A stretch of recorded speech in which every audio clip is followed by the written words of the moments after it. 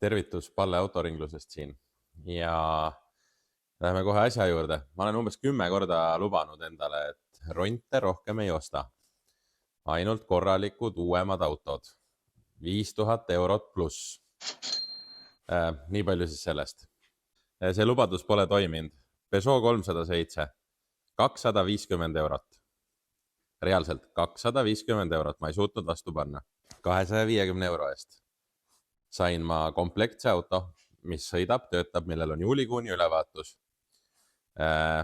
Ühes tükis komplektne, ma ei saa öelda, et korras, siis ma liialdaksin, siin on tegemist, aga ma ei suutnud ühtegi head põhjust endale öelda, miks ma tema peaks ostmata jätma. Veel keerulisemaks teeb asja see, et mul on olemas inimene, kes praegu tahab kohe just nimelt sellist lihtsalt odavat rendiautot ja siin saab rendiautoks teha ta sisuliselt, ma ei tea, mõne töötunniga, ma arvan äkki. Ja mis veel teeb asja põnevaks on see, et ma ei ole selle autoga sõitnud mitte meetritki. Ma käisin, vaatasin teda, veits oli kiire, panin koha peal käima, tegin ringi ümber auto, ütlesin davai. Ja tõi ära teine mees. Aga mis siis 250 euro eest saab? Vaatame siis natuke autot ka.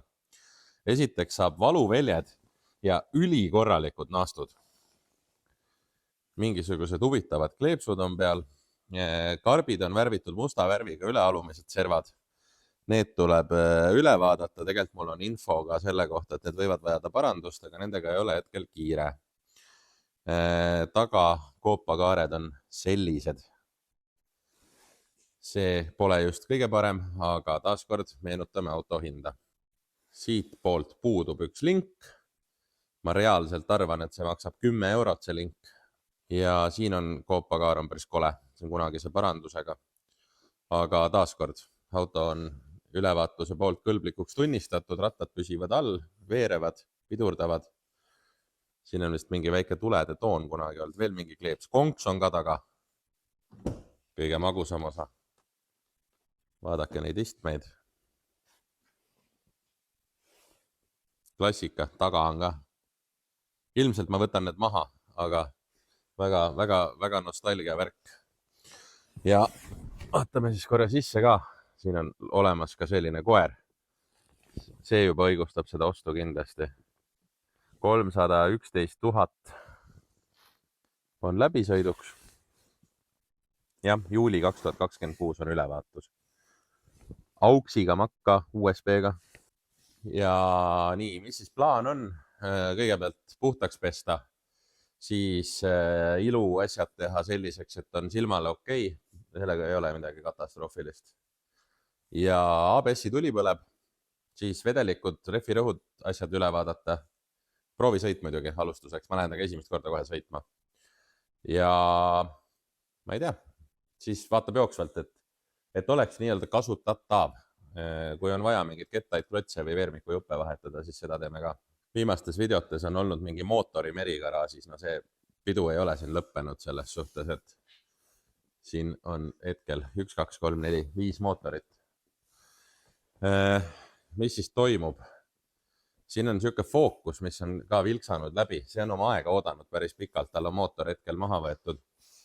Ja see on mingi hetk tulemas. See saab endale uue mootoribloki koos kõigega. Noh, uue, kasutatud.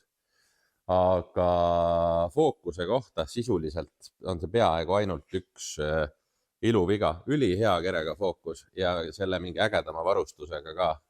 Parkimisanduritega ja konksuga ja 2-tsoonilise kliimaga. Noh, fookuse kohta üli vähe. 2.0 diisel 100 kilovatti. Seest on ta muidugi täielikult ettevalmistamata. Aga ma näen suurt ekraani, püsikat, istmesoendusi, 2-tsoonilist kliimat. Selline fookus on siis järjekorras. Ja näed, paketis olid veel sisuliselt, ma ei tea, mingisugune üks hooaeg sõitnud refideki või. Täiesti teravate kantidega. Sailun. Ja nagu ütlesin, siis ABS-i viga. Ja siit on juba näha, et anduri juhe tuleb sealt ja peab minema siia. Need on lahti. Ma ei oska veel põhjust öelda, ma kohe hakkan vaatama. teisel pool on näha ilusti, siin on pistik. Siin näeb teistsugune välja ja ei ole ühendatud, ehk siis andur ise siit vahelt paistab. Andur on visuaalselt olemas. Ehk siis kõigi eelduste kohaselt saab võib-olla selle ilma varuosadeta tööle. Airbagi tuli oli ka alguses. See oli ainult sellepärast, et kõrvalistuja airbag oli välja lülitatud. Mul lihtsalt öeldi, et airbagi tuli. Tiibadega ka seekord päris plaanipäraselt ei läinud. Siin läks voolama ja igast asju juhtus. Aga kuna tegu on rendikaga, siis sellel ei ole absoluutselt vahet. Veel mingid kleepsud ka, ma võtsin veel need ka maha. Ja põhja alt tegelikult, see on kogu leke nii-öelda. Mootor kuiv, igasugused kaitsekummid, vedrud, asjad on terved. Et saab asja suht kiiresti. Ja ma tegin proovisõidu ka öösel ära. Suht pikalt sõitsin, kõik toimib, sooja puhur töötab, üle ei kuumene, silla kolksusid ei ole. ABS ei töötanud, see oli siis nii-öelda ainus asi, seda ma teadsin justkui. Ja ma ei tea, suht proovisõit, arvestades hinnaklassi oli väga hea isegi, ma ütlen. Nii, ma olen proovisõidul ja kahjuks see, mis iganes, kas ta on ESP või on ta ABS-i ESP, pigem vist on ESP märgud oli, see ikkagi põleb. Küll aga auto loeb kiirust. Ühesõnaga tuleb veel tegeleda veits. Auto näitab nüüd kiirust, aga tal paneb ikkagi segast, ta ei suuda laivis lugeda kõikide rattakiiruseid õigesti. Spido näitab õigesti, aga aju ei saa aru, et ma ei tea, võib-olla peab ABS-i mingi mooduli või pumba kallale minema. Võib proovida ka esimest paremat andurit vahetada, sest et see näitas kõige imelikumat signaali, nii palju kui ta näitas. Aga kuna on suht vähe jäänud ja need on suht igavad asjad filmimiseks, ma näitan ta väljast ära. Selle puuduva ukse lingi vaatasin, saab Intercarsist, alla 20 € maksab. Ma vaatan, kas ma need kleepsud võtan tagant veel maha. Selline ta siis hetkel nii-öelda optiliselt välja tuli. Ja kuna sõiduosa on peale selle ABS-i juba praegu suht hea, siis lähipäevil saab ta kindlasti renti anda. Et see on konkreetne näide siis rendiautost, odava otsa rendiautost. Oleks ta müügiauto, siis peaks natuke teistsugust metoodikat nii-öelda kasutama, et oleks pidanud kindlasti suurema hoolega need tiivad tegema ja karpe võib-olla natukene rohkem uurima, et tegelikult ma arvan, et siin on varsti vaja ka keevitust käima panna, aga hetkel ei ole midagi kriitilist ja põhjaalune ka üldplaanis on okei.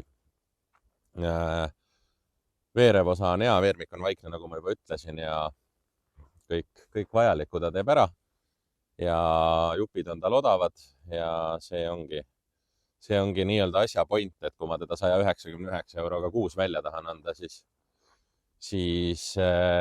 sellise hinnaklassi autondad enamasti ongi. Et loomulikult on korralikumat kraami ka, aga siis on hinnad ka teised. Hetkel me vaatasime siis autoringluse kõige odavamat autot, viimase aja kõige odavamat autot. Ma olen ostnud paar autot veel odavamalt, aga neid on tõesti vähe. Selle me vaatasime üle, lähme vaatame autoringluse kõige kallimat autot ka. Ja praegusel hetkel on see Mersu E350.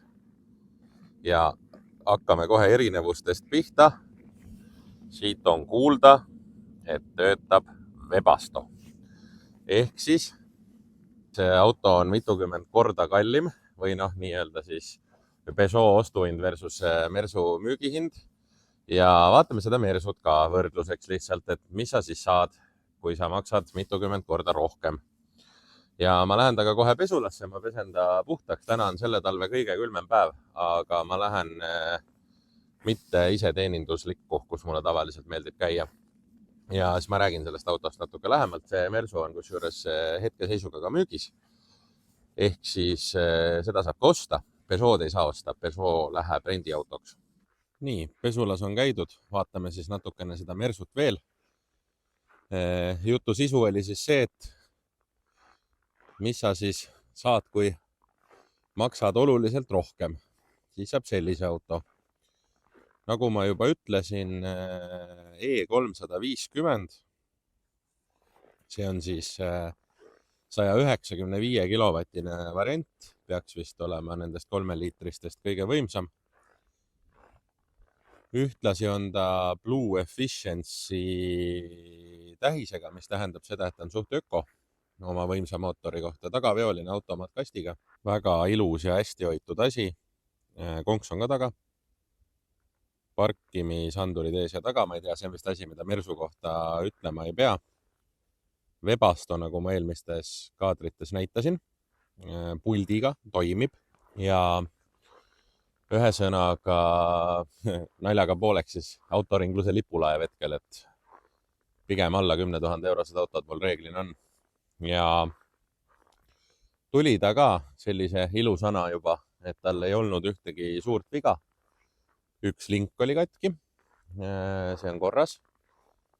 Ja üks asi, mis ei ole korras ja mida ma arvatavasti ei viitsi uurida ka, istmesoendus lülitub sisse ehk siis rakendub, aga lülitab tagant ära ennast mingi aja pärast liiga vara.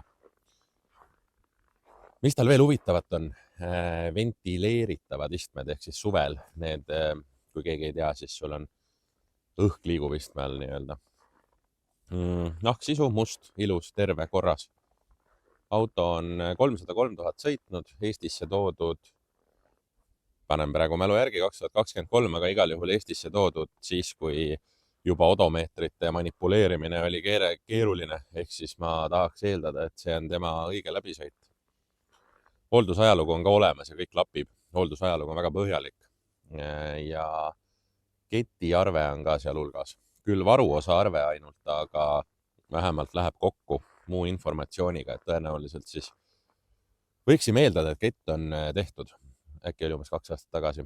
Varustustase on Avantgard. Ma ei tea, kuidas hääldatakse. Avantgard. Ja ees on veel kurvituled ja nagu ma ütlesin, ventileeritavad ja soojendustega istmed. Siis vaatame sisse. Ekraan, ma ei tea, see on neil äkki kõigil, ma ei tunne neid autosid hästi. Igasugused jalgade valgused, ukse all valgused, follow me home.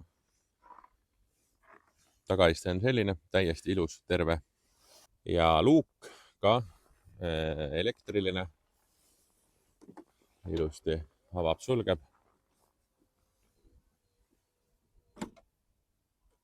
Ja loomulikult, kui sa oled video vaatamisega jõudnud siiamaani ja ei ole veel vajutanud like ja subscribe või siis eesti keeles telli, siis ole kena tee seda ja mina olen väga tänulik. Aitäh! Nii, põrand on veits must, sest ma kasutan seda autot praegu. Aga vaatame sisu ka, täitsa terve. Siin on nupud ka, ehk siis ta on pool elektriline. Et iste liigub ühesõnaga edasi-tagasi liigub manuaalselt ja kõik muu elektriga. Siis siin on selline nuppude paneel, kokku klapitavad peeglid, mida ma praegu ei vajuta, aga pesulas vajutasin, töötasid. Nii, armatuur, ekraan, keskkonsool, siin on siis näha kõik nuppud.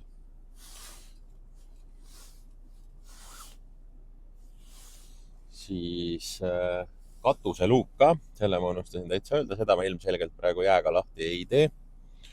Näed, istmesoendus veel on taga. Märgutulesid, veakoode pole. Temperatuuri hoiab ilusti, mis on loogiline ka nii uue auto puhul. Ja sellele autole põhimõtteliselt võib vahetusi ka pakkuda. Ma ei ole suur vahetuste fänn muidu, aga see auto tuli ka vahetuskaubana. Ehk siis võite pakkuda ja tahtsin tänada kõiki, kes pärast viimast videoühendust võtsid.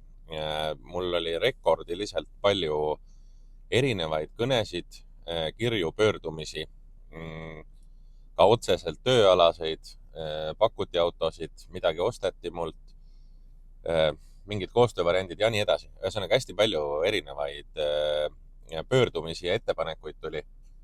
Et thanks selle eest kõigile ja ma selle video lõpus kasutan hetke, et täpsustada natukene.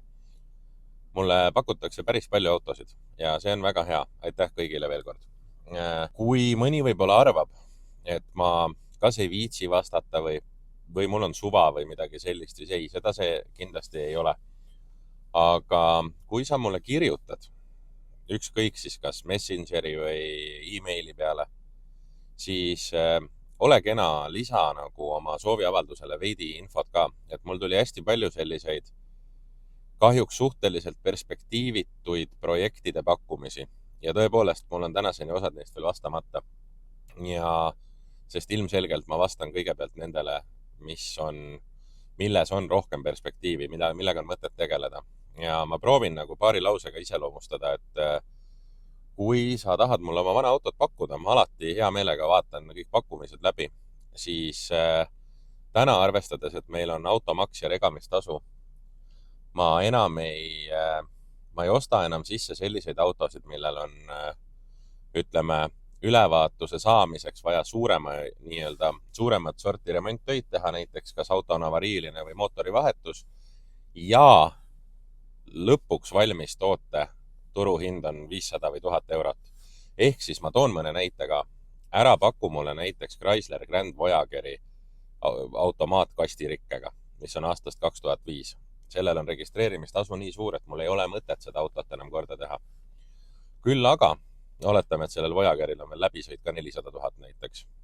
Küll aga võid sa mulle vabalt pakkuda mootoririkkega või käigukastirikkega autot, mis on sinu jaoks nii-öelda kasutu ja remondikalkull on tõenäoliselt tuhandetes, aga autol on säilinud veel mingil määral reaalset turuhinda.